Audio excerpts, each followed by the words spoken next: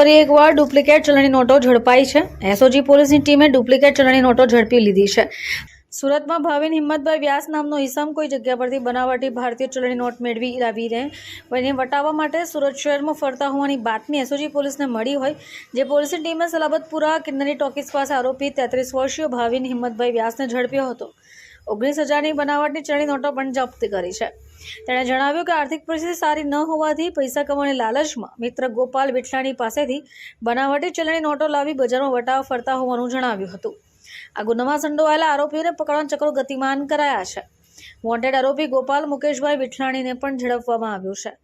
પોલીસે પૂછપરછ કરતા અમરોલી રજવાડી પાર્ટી પ્લોટ પાસે મઢુરી નાસ્તા હાઉસ નામની લારી ચલાવતો હોય, જેની ઉપર કૃપાલ નામનો શખ્સ અવારનવાર નાસ્તો કરતા આવતો હોય અને એની સાથે મિત્રતા થઈ હતી। 15 દિવસ પહેલા તેણે કહ્યું કે હું નકલી નોટનો ધંધો કરું છું, જરૂર હોય તો જણાવશે। પોતે 50,000ની નકલી નોટ લીધી હોય અને તેણે ભાવિનને આપી હતી। આ ગુનામાં એસઓજી પોલીસે વધુ તપાસ શરૂ કરીને સરથાણા વાલક પાટિયા પાસેથી આરોપી કુનાલ અરવિંદભાઈ પટેલને ઝડપી લીધો છે। એસઓજીને એવી બાતમી મળેલી હતી કે બોગસ જે ચલણી નોટો છે તેનો એક નેટવર્ક ચાલી રહ્યું છે।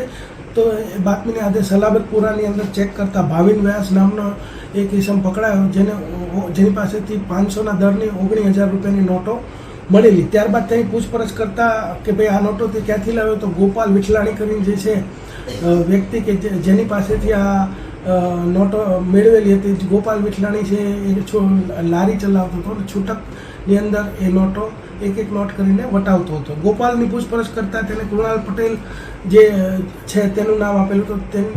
કૃણાલ પટેલની પૂછપરછ કરતાં માલુમ પડ્યું કે પંકજ પટેલની પાસેથી 50%ના દરે 60,000 રૂપિયા તે લાવેલો, એમાંથી એને 10,000 રૂપિયા એ છૂટક વટાવી દીધેલા તથા બીજા જે છે એ પૈસા આપેલા 50,000 ગોપાલ વિઠલાણીને, જેમાંથી 31,000ની નોટો છે ગોપાલ વિઠલાણી અને જે નાસ્તાની લારી ચલાવતો હતો એમાં છૂટક કરીને એને વાપરી નાખી। આ રીતે આખું નેટવર્કનો પર્દાફાશ થયો છે અને ટોટલ 19,000નો મુદ્દામાલ જપ્ત કરવામાં આવે છે અને ત્રણેય આરોપી એરેસ્ટ કરી દેવામાં આવ્યા।